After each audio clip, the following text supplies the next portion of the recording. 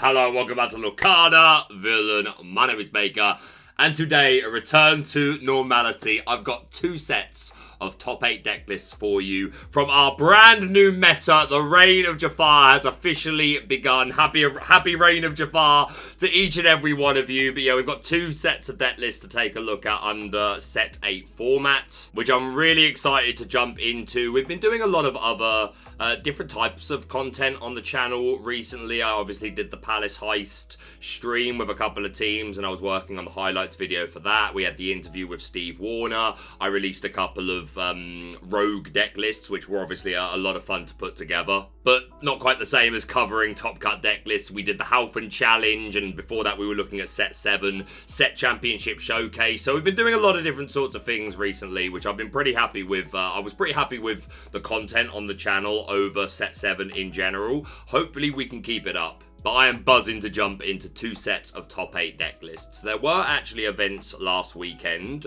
release weekend of Reign of Jafar, which I really should have covered. Specifically, there was an event by Southside Gaming, which had 89 players. However, that weekend, I spent most of it at UK Games Expo, which was amazing, but I got super sick after that, and it was knackering. And then on Sunday, I was already starting to get sick, but I had arranged the whole Palace High stream, and it was my birthday, so I pushed through, basically running on adrenaline at that point, and by the time Monday came, I got so sick, and I really should have covered it. Again, it's especially the first video covering deck lists for a new format is typically one of your best performing videos of the season, but I didn't want to force myself to work while I wasn't feeling great, especially since it's World Championship month. I want to look after my health. And then we covered the Grand Prix over in China and Japan under set 3 format, which seemed to do pretty well. I will probably continue to cover their events, the Eastern events, but only the bigger ones. I'm not going to cover every single Grand Prix, but the larger events I will definitely cover because there seemed to be some interest in that, the nostalgia of looking back. But yeah, I did opt to just miss the Southside Gaming coverage, but we will take a quick look at it now over on Inkdex. The whole thing was taken down by Emerald Steel. Mark Miller as well, definitely a name that's known to me. Proven themselves to be a very good player. We had 1, 2, 3 Emerald Steel in top 8 in general. There were 2 SteelSong, 1 Ruby Amethyst Evasive, so probably a Shark package, 1 Emerald Amethyst, which could be Tempo or Discard, and then 1 Emerald Amber, which could be Discard, could be Under the Sea. So those were the top cut deck lists for the first large event in set 8, at least that has been reported. So a fairly diverse meta. But getting to today's video, we'll be covering 2 events that both took place on the 7th of June. The first of which was the Ink Invitational 10Ks tournament, which had 128 players. I do believe all of this was streamed. I didn't manage to catch any of it myself because I was doing some casting for the World Class Cards 20 Lore Pro event, which was a triple deck constructed format. I'm hoping to get those deck lists and bring those to the channel in a future video. But I definitely plan to go back and watch as much of this Ink Invitational as is online. Again, I think the whole thing was streamed, but we'll be looking at the top 8 deck lists today. And we'll also be looking at a 5K, 113 players, organised and hosted by Through the Decades Sports, Cards and Gaming. So that's all the yapping over. Let's move on because we've got 16 deck lists to look at. A shout out to the channel sponsor Cardmarket. If you're looking for Lorcana singles at competitive rates, including the new stuff from Reign of Jafar, then check out Cardmarket. But let's look at some top 8 deck lists. So starting off with the Ink Invitational, in first place we have a name very well known to me, a bit of a legendary Lorcana player at this point in time. We have Kurt Spice. Among other achievements, Kurt Spice made top 4 at DLC Chicago and top 16 at the North American Championship and is a Worlds qualified player. So no surprise to see Kurt performing well at this large event, and our boy brought along some Diggy Hole. But we do have a couple of new cards from Reign of Jafar that are extremely interesting and have really given this deck, both versions of Amber Steel really, a significant boost. So let's start off with the new toys. We are playing the new Rhino. We have the 1-drop, 1/16th Wolf, 1 cost Inkable, 1/2 quest for 1. When you play this character, chosen opposing character gets -1 strength until the start of your next turn. That's not a bad ability to have for your 1-drop 1-drop shift target. You know, like sometimes you might just prefer a 2/2. But of all the 1-drops that have like this 1/2 or 2/1 stat line and have an ability to kind of make up for that lack in stats, a lot of them are very meh. This is definitely one of the better ones. I think there's a Jasmine that gives resist 1 to a character at the start of your next turn, which is also okay. But yeah, as far as these abilities go that you tend to see on 1-drops with a 1/2 stat line, this is not bad. This could absolutely come up at a certain point in time. But predominantly here to be a 1-drop shift target for Rhino Power Hamster. Shout out to Ben at Ravensburger UK. He's a big fan of Rhino. 4-cost Inkable, 4/3, quest for 2. Shift 2, let's go. An epic ball of awesome. While this character has no damage, he gains resist 2. This is a really pesky hamster to try to deal with. If you've been doing any playtesting or played in any events since set 8 and seen that a lot of the Steel Amber players are playing this Rhino, whether you're the Diggy Hole version or even the more classical Whole New World variants, these are everywhere because this shift Rhino is super tricky to deal with. Shifting on, like, obviously if you would have to, if you want this on curve, then you opened Rhino instead of Cinderella, but still turn 2 you have a 4-drop on field, so now you can sing any of your songs. This deck we're seeing Storm and Strength as the songs, but in classic SteelSong you would likely see Zeus, and this can also sing that. And yeah, the fact that you have to do over 2, you have to do at least 3 damage to this before you are putting any damage on it whatsoever. Opposing steel decks struggle to deal with a Rhino. If you're only doing 2 damage from Storm, then you're doing nothing. Strength, okay, maybe you can get 3 characters out and like do 3, so then it at least takes 1 damage, and then the resist is gone and it's slightly easier to deal with, but you're not removing it from the board. It's a investment of more resources, and Ruby Amethyst really struggles to deal with this, so much so that we're adapting how we build our decks to be able to handle this Rhino, specifically in the 1 and 2 drops. And there is one Ruby Amethyst list to look at today, and when we get to that, we'll talk about that. But yeah, this Rhino is just so tricky to remove. It's a fantastic quester. So often it's just gonna be a wall to anything your opponent might have out against it. It's such a fantastic addition to SteelSong. So yeah, Fear the Hamster. The other very significant new card that Amber has gained that's being taken advantage of in this deck, some of the classic Will versions, and then like anything that's like Amber Emerald is absolutely taking advantage of this 3-cost Lady Family Dog, 2/2, quest for 2. When you play this character, you may play a character with cost 2 or less for free. Yeah, sure, we're depleting our hand. This sort of deck wants to do that anyway. If we can ever get a Rapunzel draw off, then that's great. We've refreshed our hand, but you see that we are playing 4 copies of Dog. That's the main way that we're going to replenish our resources, along with Rapunzel, hopefully, as well. We want to be aggro, we want to play our hand out as much as possible, and then hope that we can refuel. And Lady is just another way that we're going to get incredible tempo. Playing this on turn 3 to rush in a Piglet is huge. Even a Calhoun is fine if you weren't able to set up any sort of aggressive, offensive line to combat the board in your opening turns, like if you which would be Rhino really. So if you don't get the Rhino online, then a turn 3 Lady to then also shove a Calhoun on the board, so that you have something to combat back when your opponent inevitably takes out maybe your Daisy or something like that. That's great. Or again, just rushing out the Piglet is like one of the main things you do with this. It's so aggressive so early. It really punishes any slow deck.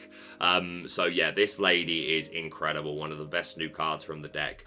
From set 8. And then the remainder of the deck traditionally being what we know Diggy Hole to be, although we are playing 2 copies of Rapunzel's Tower, 2-cost Inkable, 1/8, no passive lore, but characters there get +3 willpower. This card fluttered in and out of Diggy Hole versions of Amber Steel anyway. I know it was a card in like this deck, you know, being a DeCandio original, the deck that he's known for. Even he said right from his early days of presenting that deck that this was a strong consideration of a card that he liked, and we've seen some people find some success with it. It, like, again, it just makes all your guys bigger and bulkier, and your opponent needs to invest that many more challenges in dealing with them. You can let a Mr. Smee survive for longer while he's sitting there pinging himself. And Rhino specifically, who already has this resist 2, then 3 willpower, if it's then 5 willpower, this hamster just ain't going anywhere. And again, the bigger the butt, the more likely you are to be able to get a really good Rapunzel online. Like even your Calhoun suddenly have 5 willpower. Your Doxes have 6 willpower. It's so much easier to get this Rapunzel online. So I really like the addition. Then of course 4 copies of the 7 Dwarves Mine, 2 cost, 2 6, 1 lore gain, and you can move a character there to do 1 damage to a chosen character. But if you move a knight there, then you do 2 damage. Doc is a knight, and so are the 3 copies of Happy, who have evasive during your turn. So that's going to be able to help with Diablos. Maybe you do a challenge plus a storm to deal with a genie, something like that, or make up the numbers for a shark. It's quite reasonable to say you could do 3 damage with the strength for a raging fire, and then like trade in your Happy to finish it off. You know, just that this body is cheap. The evasive is a very important keyword. Cinderella here to sing the songs that we do have. Pete to shut off those actions. Daisy Piglet, obviously questing big. Mr. Smee stats. Calhoun helping you combat the board while continuing to gain lore, and just a really solid deck. And I think like Rhino is going to find a lot of homes in different versions of Amber Steel, but this is a deck that's really going to benefit from Rhino, and this lady is just so good. So this looks amazing, and I know Kurt Spice is a really incredible player.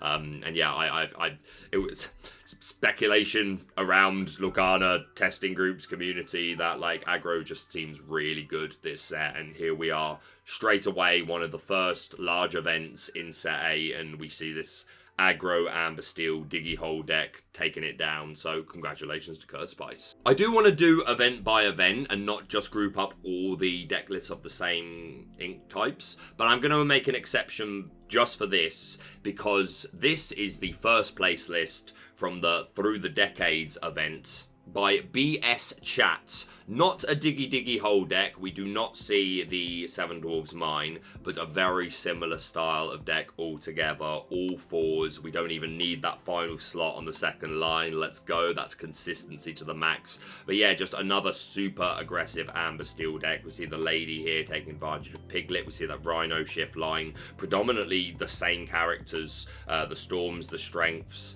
the Rhino putting in work. The only difference is being we're seeing 4 copies of Pluto, who's obviously a fantastic bodyguard to protect these high questers, and a nice body to set up for a Rapunzel trap. And we're running 4 copies of Penny Bolt's Person, who's a 2-cost inkable 1/2 quest for 2. And when you play her, you can remove up to 2 damage from a chosen character, and they gain resist 1 until the start of your next turn. You don't actually have to heal any damage to get the resist. Even if you're not removing anything, you can still get the resist, but plenty of opportunities to remove damage here. The Rhino, if they like tried to do it take care of Rhino over 2 turns, like find a turn where they do 3 damage, so they put some damage on him, and they're like, there you go, I've got you, next turn, and then you just Penny on whatever turn. I mean, you could also just Rapunzel, but it's another way that you can just keep this Rhino nice and fresh and healthy. Mr. Smee obviously puts damage counters on himself, so yeah, like leaning less into the locations and not playing Happy, instead playing Penny as another aggressive character with a lot of synergy in the deck, and Pluto, who's just going to protect all of our guys. So yeah, Amber Steel Aggro, be ready for it. That's 2 of the bigger events for the second weekend since Reign of Jafar legality.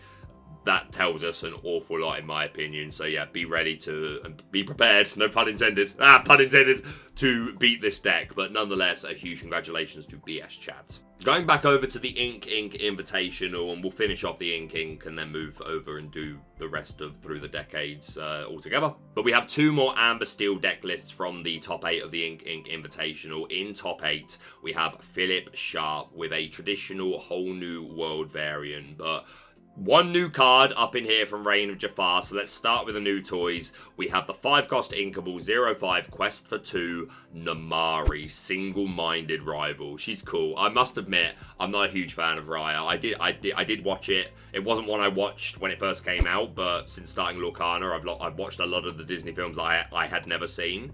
Raya didn't do a lot for me, I'm sorry, but Namari's cool. But yeah, really interesting card. She's got strategic edge. When you play this character and at the start of your turn, you may draw a card, then choose and discard a card. This is a perfectly good ability. Like, get those bricks out of your hand, those uninkables, those extra copies of Whole New World. There's things we don't need, and be digging towards what we do actually need. The songs, the Pete when we need it, the Rapunzel. Just being able to dig is just such a good ability. This being on play and every turn is really, really good. So this is a perfectly reasonable one. This ability is enough to want to play this card, even if that was it and it was a 0-5 quest for 2. I think. I mean, it gets brawled, but you get you get value on play. Maybe not, but nonetheless, thankfully it also has extreme focus. This character gets +1 strength for each card in your discard. If you think like just the stuff that's going into you, and it's each card as well, not even just character. The stuff that's going into your discard early, you're probably playing a Storm or a Strength early, and your opponent's trying to deal with your board. They're taking out a Daisy. They're eventually getting through a Mr. Smear, an Ursula, things like that. And then you get to the point where you're actually playing Whole New World and you're dumping your hand, and then you've got the Namari who's feeding the discard even more. This is perfect. By the time you put this down, in my playtesting, I don't think I've had this put down, even if it was on turn 5, and it's had any less than maybe 7 strength, and sometimes a lot more. So she can just be like the cheapest beat stick you have ever seen in your entire life. And again, if its strength is over 2, 3, etc., and is out of Brawl Medusa range, it's quite good odds that that's the case. So maybe it wouldn't see as much play if it didn't have the second ability, but the first one is really good. Obviously, it's a big beat stick, questing for 2, and she's a 5-cost character, so you can always warrant some extra 5-cost characters. And she's inkable, because we would love them to have a chorus of a Whole New World. But we're also playing 3 copies of Grab Your Swords, Grab Your Bow, da da da da da da da. I never know that bit of the lyrics. I need to rewatch Beauty and the Beast, because the mob songs are absolute track, mate, a banger. Dialysis. Banger. It's a 5-cost uninkable song, 2 damage to each opposing character. Like, a lot of characters already only have 2 willpower, or they will get to that point or lower just through natural challenges. And maybe you're just like, maybe you're able to put a little bit of chip damage on everything, courtesy of challenges and your other songs, and then Grab Your Swords just as a board wipe is really nice. I do like to see Tinks alongside Grab Your Swords, but even without Tinks, like, these are great, especially for Emerald Steel, and that's the main reason people will be playing. Again, like, the Aggro Amber Steel decks, like the ones we just looked at, the first place lists, that's plenty of reason to want to run this Grab Your Swords, to be fair, and Emerald Steel's looking really good. So I think we are in a resurgence of Grab Your Swords for Steel players in general. Other than that, the traditional songs, and then this is sort of the flex spot that might be something like a Bare Necessities, but I much prefer it when it's the world's greatest criminal mind to banish a character of 5 strength or more. Big Tamato, as you occasionally see, but Sharks are quite often the recipient of this. Opposing Namaris, there you go. And yo, I'm also just saying, I hope I get the deck list soon, but at the World Class Cards 10k weekend on the Sunday, I think they came second, but someone was playing a Steel deck with the new big 10-10 Mickey Mouse, and it looked pretty fun. Along with Hades, man, I really want to get those deck lists. They look so interesting. But yeah, World's Greatest Criminal Mind, banger. Other than that, our character lineup is pretty traditional. We've got the Robin Hood shift line in here. We've got Ursula as our singer. 4. And I'd been talking a lot throughout set 7 about how I didn't really understand why you would because a lot of players were prioritizing the Troubadour over Ursula, even if they weren't playing Bianca. If you're playing Bianca, then absolutely you played the Troubadour, in my opinion. But my opinion was always, if you're not playing Bianca, I prefer this 1-4 just to set up bigger Rapunzel traps. And to be fair, I had a few like responses from experienced SteelSong players that sort of gave their perspective, and talking about like the mirror is one of the main reasons that you do value that, plus what that resist 1 on the Troubadour a lot more. Basically saying that comes up more than this Ursula having 4 willpower comes up. So, fair enough, I can understand. I'm not going to argue with the experienced SteelSong players, but in this instance, we are seeing the Ursula 1-4, good for Rapunzel traps, and of course, singing a lot of our songs. We've got Ariel's 2 copies of Gaston as an additional singer 5, with that 3 strength, keeping it out of the range of Brawl to really help you stick a singer. So yeah, looking real good. No Rhino in this list, but Namari front and center repping the set 8 cards. So it looks good. Congratulations to them. And our final SteelSong list from the Ink Invitational, in top 8 we have Nathan Shackles. A lot of the same sort of things going on here. We see the Grab Your Swords, similar song lineup. We've got 2 World's Greatest, but also 1 copy of Bare Necessities to snipe those non-character songs. Seeing 1 copy of the Cinderella Stout-Hearted, who I always like to see, especially, I don't know if this event was open deck lists, even in the top 8, but I think being able to threaten this is huge, and even not in open deck lists, like, this is just such a powerful piece. We are seeing 2 copies of Namari, so that's twice we're seeing pop up now. Maybe maybe a staple of the traditional SteelSong lists. But Nathan is opting to play that 4/4 Rhino line. Again, we talked a lot about Rhino when we looked at the first deck list, and all of those things are just as true here. A wonderful early aggressive character that can sing a lot of our songs, help deal with aggro, and just like really be a reliable piece to keep on the board. So I think Rhino's going to be very common in the SteelSong decks looking forward, even the classical ones. 3 copies of the Troubadour. We're going for Troubadour over Ursula, even without Bianca. But as I just said, the experienced SteelSong players seem to be saying that this resist one in the mirror in particular comes up as useful more often than having Ursula would. So absolutely fair enough. We are seeing 3 copies of Prince Naveen in here. Plays a 6-cost song for free on play. If you aren't able to make your singer stick, they remove the aerial before she can sing something, and you really need to sing a whole new world, or maybe you want to make a tempo play and sing Grab Swords or Zeus. Prince Naveen can be a fantastic piece, and everything else looking pretty traditional SteelSong stuff. So it looks good. Congratulations to Nathan. Going back to second place for the Ink Invitational, we have Kolpos with some EA tempo. Just win the game. I'm a little surprised because Emerald Amethyst got a lot of very cool new toys. This isn't a Diablo discard variant, running 3 copies of the 1-drop, but that just makes sense. It's just a very powerful, consistent 1-drop in Amethyst, but we're not seeing the discards package at all. Nor are we seeing pull the lever or wrong lever in general, which I think, you know, you'd be very tempted to play as a green-purple player, even if you're not running discard, to the flexibility of pull the lever, draw 2 or discard, or opponent discards 1, and then wrong lever to be able to have an inkable Mother Knows Best, essentially, or if you've got to pull the lever in your discard, it goes to the bottom of their deck. I think these are 2 fantastic cards, and, like, honestly, they've got me wanting to play some Emerald Amethyst as of late, just because I love that engine. But we're not seeing that at all here. Only, we are seeing 2 new cards from set 8, one of which is one of my favourite new Emerald cards, Louis Endearing Alligator. Louis, not Lewis. 3-cost inkable, 4/3, quest for 1. Sensitive, he's a sensitive soul. This character enters play exerted, sure, and friendlier than he looks. Look at that smile as well. This guy's a G. When you play this character, chosen opposing character gains Reckless during their next turn. I love Louis, and I know a lot of the community feel exactly the same way. Like, hitting a daisy with this and forcing them to challenge is so huge. The 3 willpower is just enough. If this was 2 willpower, it would be like, it probably wouldn't make the cut because they just storm it. And yeah, maybe they can strength or Zeus it. But if you add storm to those list of outs, then it maybe just becomes not quite as worth running. But maybe it does, because the 4 strength and just giving something reckless, again, maybe they can get out of reckless by singing and like all sorts of shenanigans. But I've seen Louis get his value an awful lot. He's a lot of fun. He's such a fantastic tempo piece, really cheap, inkable. I think we're going to see a lot of Louis over the rest of the format, so love to see it. And we're seeing 2 copies of They Never Come Back, which I'm going to just say it now. Like, if you know the context of Pinocchio, this whole story, and like who says this, darkest card in Lorcana. Straight up, you boys have had your fun. Now pay for it. I think he's commoner. I think he's a bit cockney, this guy. Anyway, we got an Amethyst, 3-cost action, inkable, up to 2 chosen characters can't ready at the start of the next turn. Draw a card. So draw a card, fantastic. The card replaces itself. This ability is pretty significant. We've seen things like this before. The closest to meta would be the Elsa Spirit of Winter, who exerts 2 characters down they can't ready at the start of the next turn. Another card that didn't see play is I'm Stuck, which I think is a 1-cost, where a character can't exert at the beginning of next turn.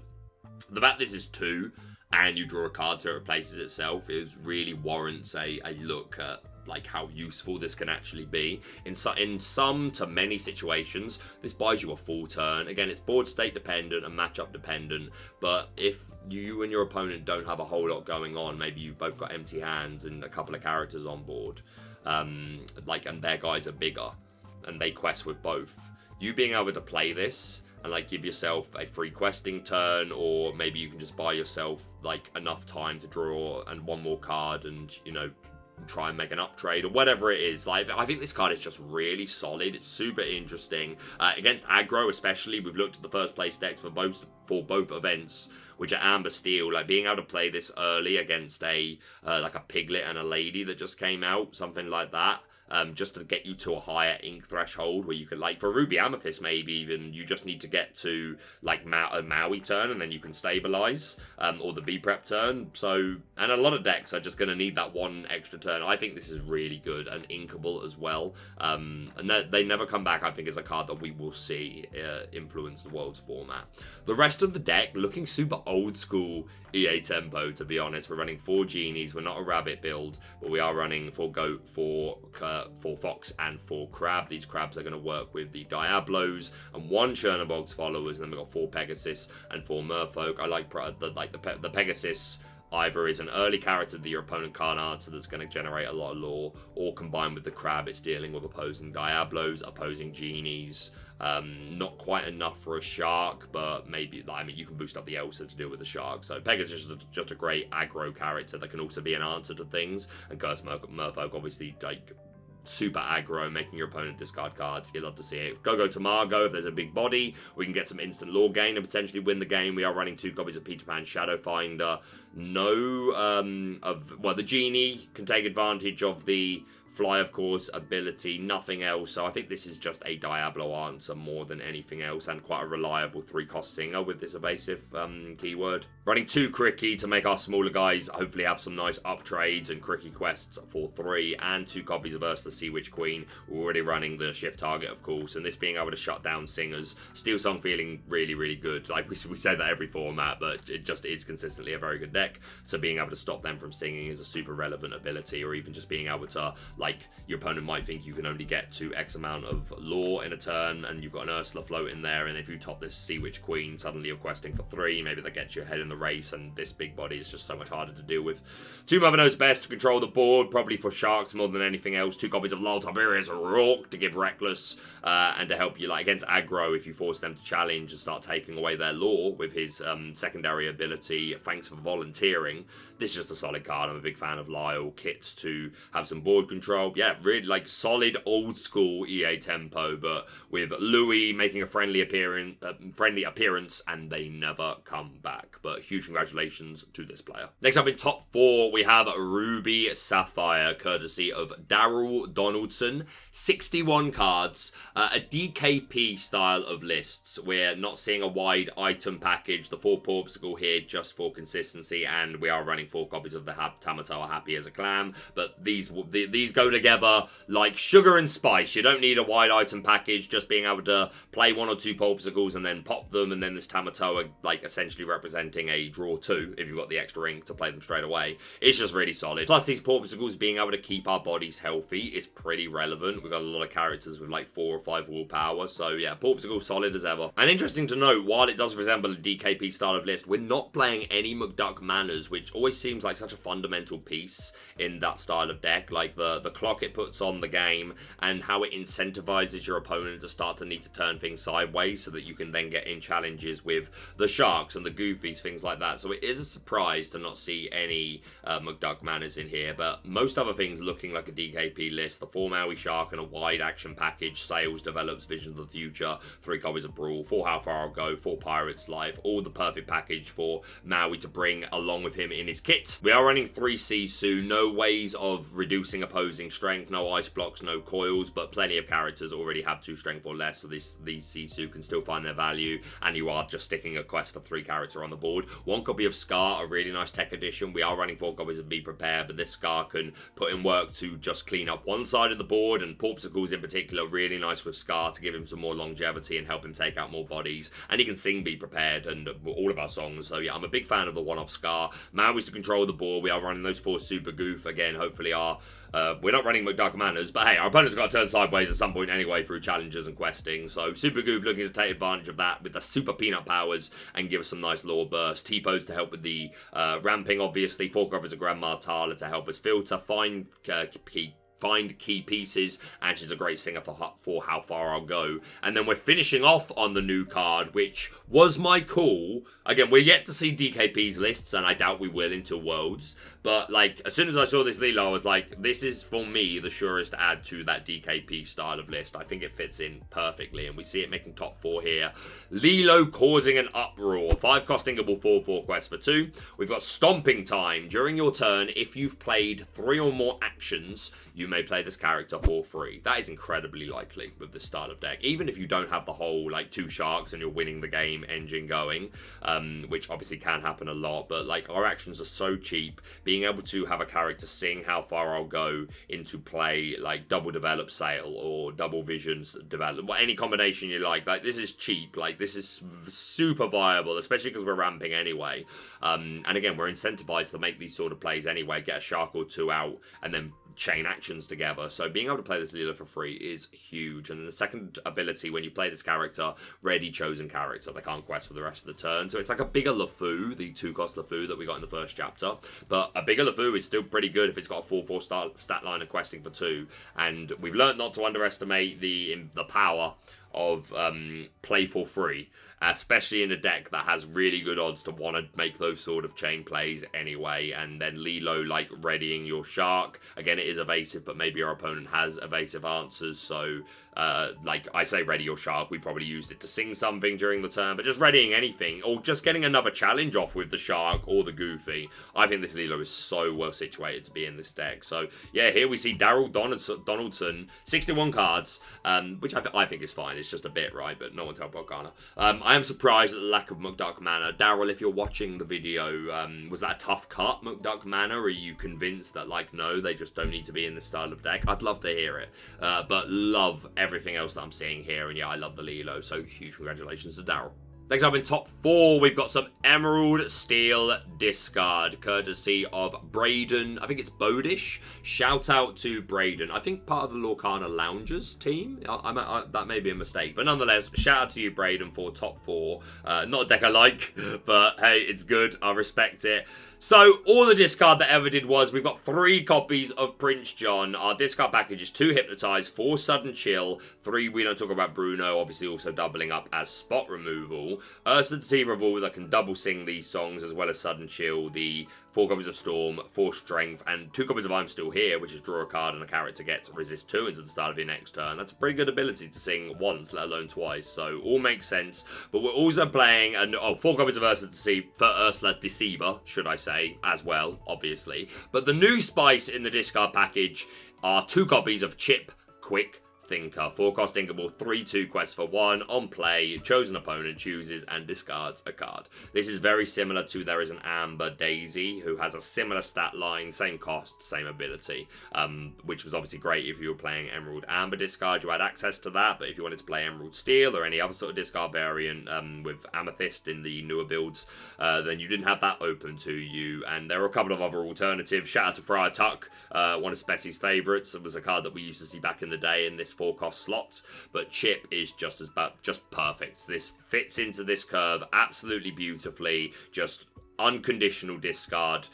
This 3/2 body isn't great, but he serves his purpose just by entering the board, and hey, 3 strength is enough where you might get a trade out of something. So yeah, big fan of Chip in here. We've got that Diablo engine, you know what it does. 3 copies of Morph to shift into either the Diablo, the 3 copies of Beast Tragic Hero that we're playing, and 3 copies of Pete Space Pyra. Obviously, we're already running 4 copies of the game's referee, and yeah, this Pete Space Pyra, a staple of Emerald Steel since set 7, really. Just a huge body, and while he's exerted, your opposing characters can't exert to sing songs, and we've already discussed that is a pretty relevant ability. And yeah, just a big body that quests for 2. So Morph able to shift into multiple things, but in that 1-drop slot, we're also seeing 2 copies of Mulan, who just draws and discards a card on play. I like this, especially for a deck that really wants to do the thing on turn 2. So as long as you got your 1-drop Diablo down on 1, on turn 2, if you're missing the Devoted Herald or an action, then you can play the Mulan, dig that little bit deeper, and hopefully find it as early as possible. So I think this makes a lot of sense. Only 1 Hidden Cove seems low, but I'm pretty sure Braden is very experienced with this style of deck, so I'm sure this decision comes from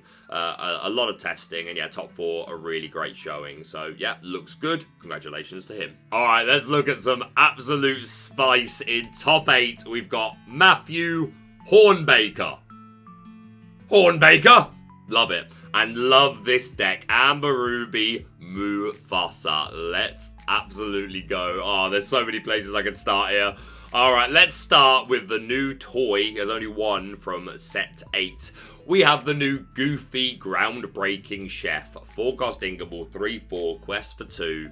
At the end of your turn, you may remove up to 1 damage from each of your other characters. Ready each character you removed damage from this way. This is a really interesting card, and I think does have a pretty solid place in this particular deck list. We're already running the 4 Mulan and 4 Mother Gothel, of course, to synergize with Rapunzel as our primary draw engine, so this Goofy's going to work really well with them. Any of our big bodies like Sisu, Rapunzel, Maui, Tremaine Medusa, Mulan's a big target for this, and so are the Wreck-It Ralph and the Stitch.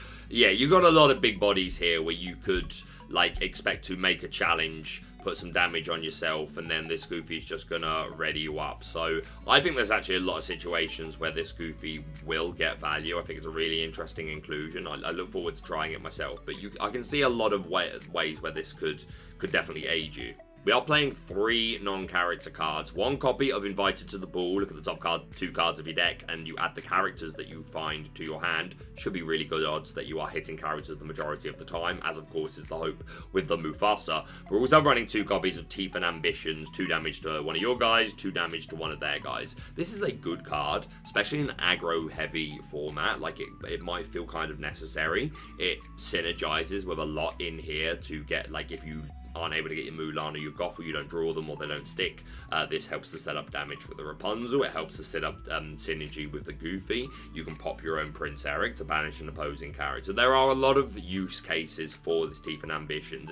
I like the cards. I just always get nervous. Like, if you are playing Mufasa and Invited to the Ball, then I just get nervous if there are too many non-character cards. Like, hey, I think it's fine to run a Mufasa deck with a couple of non-character cards, but Invited to the Ball as well. That being said, I'm sure that over the course of an entire day of Swiss, the amount of times you're hitting a non-character card with Invited to the Ball or Mufasa is probably super low. I would hope so anyway, but nonetheless solid cards. We've got 3 Maleficents, 2 Sisus, which we can shift onto. I mentioned the Wreck-It Ralph. On play, you return a character from your discard to your hand, and if it's a princess, you gain 2 lore. A few princesses in here, Rapunzel being obviously the main one. The Mulans are princesses. And we're also running 2 copies of Snow White, who's a 2/3 quest for 1, and on play, you remove up to 2 damage from a chosen character.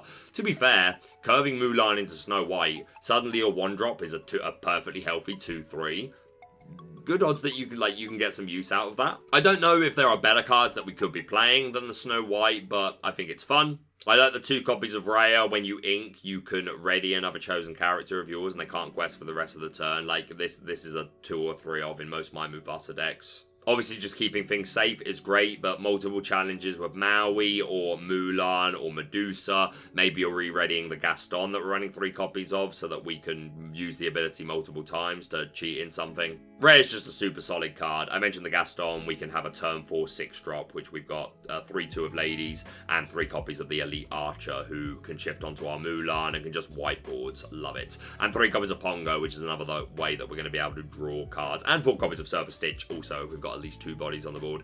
I just like Mufasa, man. I think Mufasa is just a lot of fun. I do wonder if there are things that we can run that are better than the Snow White. Again, I pointed out 1 synergy. Maybe there's another very specific interaction which I'm missing, which is more cause to play Snow White in current day Mufasa. I'll have to do some research. Nonetheless, it's always fun to look at a Mufasa deck, and making top 8 at a respectably sized event, and you love to see the new Goofy, so you love to see it. Congratulations to Matthew. Alright, moving on to Ruby Amethyst in top 8. We've got David Gardner, 63 cards. You fear no one. You bow to no one, David Gardner.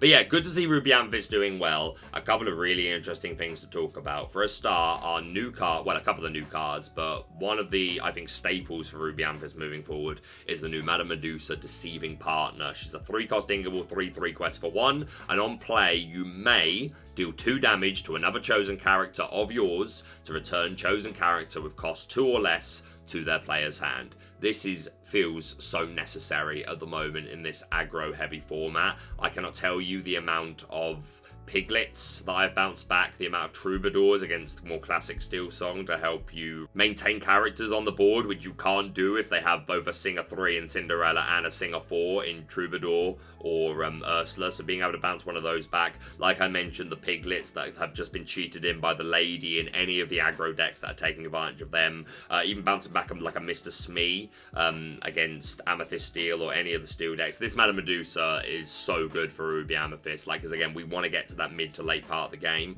And this is just she's so good for helping us get there. And she's a 3-cost inkable. She can sing friends. Super solid. I think you're going to see her in most of the Ruby Amethyst decks moving forward. And the other new card we're seeing is Hades' Ruthless Tyrant, who was absolutely, I said from day one, I'm so interested in this card, and I think he could have a place. I don't think you'll see him in every variant of Ruby Amethyst, but I think he's going to pop up a lot, even if it's classical Ruby Amethyst, traditional, or if it is like a dealer's version where you're running like Pains and Bells and guys that do damage to themselves on play. Nonetheless, this Ruthless Tyrant, on play and on quest, you can do 2 damage to one of your characters to draw 2 cards. Getting the on-play ability means that even if this is instantly removed, it does have 3 strength, so falls to Medusa, but not many people are playing Medusa. But even if he doesn't stick longer than a turn, you got value straight away. You force them to pay attention to this 3/6 body that quests for 2. I think this is such a solid card. But the other really interesting inclusion in this deck are 4 copies of Ursula Mad Sea Witch and 3 copies of Sea Witch Queen. Now, we are not playing this Ursula Mad Sea Witch because we want to play the Sea Witch Queen. It's actually the other way around. We talked about Rhino and how difficult he is to remove and how tricky he can be for Ruby Amethyst. So we really need to... we're respecting the Rhino at the moment. So what we need is we need to be able to play 2 characters on turn 2 that have 2 strength. Well, this is one way that we can do it, which is play 2 characters on turn 2 that have 2 strength. So that even if they pop 1, then on turn 3, we can crab boost the 2 strength character and we are taking out the Rhino in 1. That is now a super significant interaction and is now one of our best reasons that we've had in a while to play Chernobog's followers over Broom. If you are making those decisions, maybe you'll play both. But yeah, there's been some debate about Chernobog versus Broom as the 1-drop. If you're not going to run 12, I've always said it's always full Diablo. That's where you start, and then it's you add your 1-drops around those. And I think there were arguments to run either Chernobogs or Broom, and those all still exist. But the 2 strength is super important to be able to help with the Rhino. And again, if you on turn 2 you go Bog Broom, then they just pop the Bog, and now your Broom can't one-shot the Rhino. So it's so important to have 2 strength characters. So I think you need to be prioritizing your Bogs. I've seen and have myself tested some Rafiki, who obviously has Challenger 3, and even conversations about if we take out counter, if we only want 8 1-drops, should it be 4 Chernobog, 4 Rafiki, even though I think Diablo is that good. But I really do respect the Rhino, so I think it's important to have the stats. But another way you can do it is the 2-cost Ursula Mad Sea Witch, who's a 1/3 quest for 1 with Challenger 2. Now, if you're on the draw, they could potentially still Strength of a Raging Fire this before you get an opportunity to do anything with it.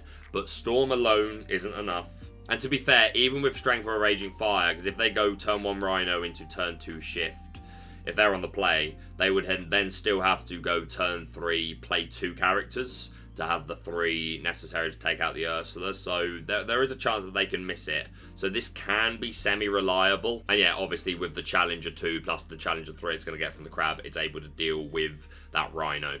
Outside of that interaction, this is still a pretty reliable stat line. And if you're going to run 4 copies of this Ursula Mad Sea Witch, I think it makes all the sense in the world to run 3 copies of the Floodborn. Again, shutting down the SteelSong players from being able to sing their songs. You love to see it. We're running 4 Queen of Hearts. That's going to help in the Steel matchup as well. We're running Genies as opposed to any sort of Rabbit bounce engine. We are running 4 Fox, but no Goats in here either. 3 Tremaine as our Lady of Choice and 3 Finders Keepers to make up that lack of draw that we're losing by not playing a Rabbit bounce engine for Elsa. Overall, this deck looks really, really solid. I've been on 2 Hades. I've not tested 3. I would definitely want to bring it down to 60 cards, but nonetheless, David Gardner making top 8 at this event with this incredible looking deck. So huge shout out to them. And that's it for the Ink Invitational. We're going to move on now to Through the Decades, although we've already looked at some of these Ink combinations. So we'll just focus on the new stuff. Chad Clare in second place, a name that's known to me, the Chad of the Lorcana scene, playing some Emerald Amethyst Discard. We do have that Diablo engine in here with our 12 Diablos that we can shift on top of. We are running 3 copies of Peter Pan Shadowfinder who can answer opposing Diablos, but also be boosted by Crab to deal with a lot of bigger evasive characters. and of course is giving Rush to the Genies, and we're running 2 copies of Iago Spectral Para. Only 2 copies of Prince John to aid the discard, that discard being 4 copies of Sudden Chill. We are running those 4 copies of Pull the Lever Crunk to either make your opponent discard 1 or draw 2 cards, and we're running 3 copies of Wrong Lever to return a chosen character to their player's hand. Inkable Mother Knows Best, except you can't sing it. Fine, I'll take the Inkability, thank you. But if you do have a Pull the Lever in your discard, then you can return the character instead to the bottom of your opponent's deck. Fantastic card. Again, like, these are the reason for me to, like, this is what's drawing me to want to run some Emerald Amethyst. Absolutely love it. Everything else looking pretty traditional in terms of an Emerald Amethyst discard Diablo variant, but utilizing this Pull the Lever, Wrong Lever engine. So a huge shout out to Chad. In top 4, we have Ryan with a 62 card deck, but once again, Ruby Sapphire, the DKP variant, and a shout out to the origins of the DKP variant from when he was playing Dig a Little Deeper, 8 cost uninkable, sing together 8 song. Look at the top 7 cards of your deck, put 2 into your hand and the rest at the bottom of your deck in any order. A card DKP used to play a lot. I've not seen him play it for a long time, but I know he really enjoyed it as a comeback card to help fish through the deck and find the key pieces that you need. Everything else, pretty much as we discussed earlier. We're seeing a couple of Vitalosphere in here to give Rush. We are seeing 3 copies of Mukduk Mana to create that 2-pronged attack, Copyright Ed. 1 copy of All Is Found, which is a card that I know DKP fluttered around with just to give you some more ramp. And once again, the 2 copies of the new Lilo causing an uproar to synergize with everything this deck already wants to do. And the rest of the actions and the characters looking pretty much the same, just again 62 cards, but looks super solid. Another example of this Lilo finding a home in this deck. Congratulations to Ryan. Next up in top 4, we have a Wilp, probably saying that wrong, with some Blurple, and we've got some spice today.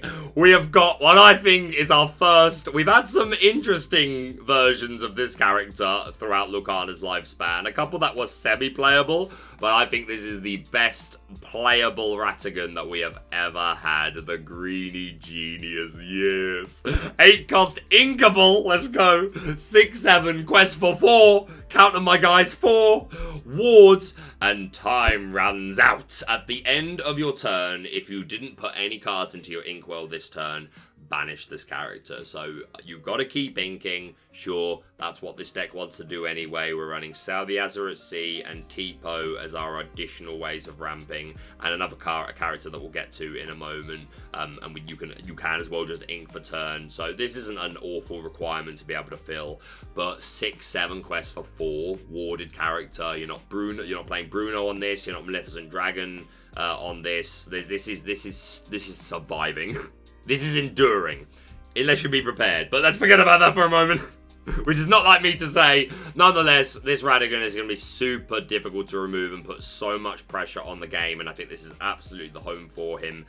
This Amethyst Sapphire deck that just wants to ramp and play big guys. Ratigan is indeed that big guy, so you'll love to see it. We're also seeing 2 copies of Monstro, 8 costing 6/8 quest for 2, Rush, and you can discard a card to ready this character. He can't quest for the rest of the turn. Another card that I think finds his perfect home in Blurple, but you may even see this card come up in some Ruby Amethyst decks as well, because Rush on a 6/8 is huge. Questing for 2, inkable, and you can discard cards to like give yourself multiple challenges if you feel the need. This is such a solid card. I've not found room for it in Ruby Amethyst at the moment, but who knows, that with how the meta shapes out, it may be a card we need and we start taking advantage of. So yeah, this monster is fantastic. A bit of a surprise one for me was Ana, and I saw this in the event over the weekend that I was casting, the World Class Cards 10k weekend with 20 Lord Pro, and this was a card that I saw. Again, it was triple deck format, so we saw a lot of spice. I saw Racers, and mate, it was great.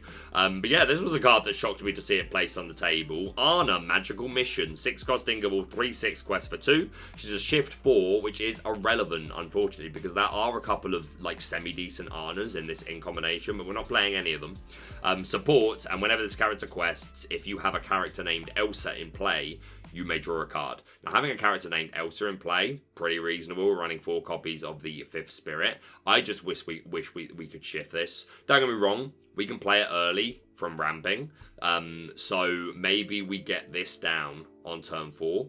And then turn 5, we play Elsa and then Anna's questing and immediately drawing you a card. So maybe it fits into the curve fine without needing a shift target. But there are a couple of cool Annas. But yeah, an interesting card that I may have underrated in current meta. Like, this is the sort of card that I was like, post-rotation, like, I think a lot of the new Anna Elsa cards deserve a second look as to how good they're going to feel, again, post-rotation, depending on what we keep. But maybe I underrated this one a little bit because a couple of players seem to have it on their mind. So yeah, super interesting. And the other, not new card, but she came out in set 7 and we haven't seen a lot of her. A card I actually rated quite a lot, but then went on to not see. But here she is, Kida Creative Thinker. 4-cost Inkable, 3/3 quest for 1. Ward, love to see it, getting this ability off. Like, again, that's what Ward should be in my opinion. It survives long enough to do the thing. And the thing in this instance, is exert. Look at the top 2 cards of your deck, put one into your inkwell face down and exerted, and the other one on the top of your deck. So it is half a how far I'll go. You don't get to also add a card to your hand, but it's just another way of ramping. And on a warded character, and she's a 4-cost character, is unfortunately not relevant here because we're not running how far I'll go. But hey, you could run how far I'll go, and that would be another reason to enjoy this Kida. But nonetheless, yeah, just a really consistent. Like, again, this deck is built around getting to that top end, right? I imagine you just want to go turn 2 ramp into play Kida, into turn 5, well, it won't be turn 5, it'd be turn 4, you use this ability on Kida, you ink to 6, maybe you play another Sailor, another Tipo, go to 7, like maybe we're just opting for a turn 8 drop as soon as possible, and this Kida enables us to get there. So that's really cool. We're not playing a Peter Pan Shadow Finder, but we are playing 4 copies of Iago. I don't know how much I like Iago without the ability to give him Rush, but to be fair, I take that back. Turn 3 Argo makes a big difference when you can ramp into it. So yeah, fair enough. And we are seeing that Bell Portical Engine to help us out a little bit against Aggro, because again, the name of the game here is zooming ahead, and we're running 4 copies of Accomplished Mystic, who is pretty solid anyway. We've got a lot of big bodies that she can shift onto the 4 copies of Bell that we're running, and 3 Finders Keepers to be some more to be our main card draw, because we're running 4 Genies, but no Rabbits, anything like that. So yeah, Keepers and Friends on the other side. That's how we're probably going to do most of our drawing. So yeah, it looks super solid. Love a bit of Blurple. Congratulations to you. And the other Blurple deck in top 8, we've got Evan Foster, a 2-line special. Didn't need that final slot. No Ratigan in here is a little disappointing, but everything else looking pretty much the same. We're running 4 copies of that big bad Monstro, the Bell Engine in here, the Iago. Yeah, a lot of the same sort of things, just no Ratigan, but nonetheless looks really good. Congratulations to them. Our final SteelSong list is Alex Hansen in top 8, 62 cards. We are playing a traditional variant with a whole new world. 1 copy of the Grab Your Swords. We are seeing that Rhino Shift Engine in here, but only 2 copies of the 1-drop. Controversial maybe. 2 copies of the Beast Tragic Hero, and 2 copies of Aerial Sonic Warrior, who's proved very popular throughout late set 7 and seemingly early set 8 format. Super solid card, especially since people are removing their Medusas for reasons unknown to me, but whatever. 3 Robin Hood as well, and yeah, okay, so we've cut a couple of our 1-drop shift targets to make some room here, but everything else looking pretty solid, pretty traditional. 2 Laurens, 2 Naveen in here, but yeah, don't know about these 1-drops, but everything else looks good. Congratulations to Alex. And the final deck list of the day, some more Emerald Steel. We've got Jar P4, a lot of the same sort of things we looked at earlier. The Ursula with her songs, the 2 copies of Chip as the new set 8 card to take advantage of, but also from set 8, actually a little surprised. This is the first time I'm talking about this card today. 2 copies of Beyond the Horizon, 7-cost uninkable, sing together 7. Choose any number of players. They discard their hand and draw 3 cards each. I hate that this card exists alongside Prince John. This is kind of insane, and it's like if it can find a place in SteelSong as well. If your opponent's drawing a lot of cards, yeah, you go down to 3, and now that you've gone down to 3, maybe I can easily get rid of those 3 with like my discard package with Sudden Chills and Chips and Ursula 2-drops and things like that.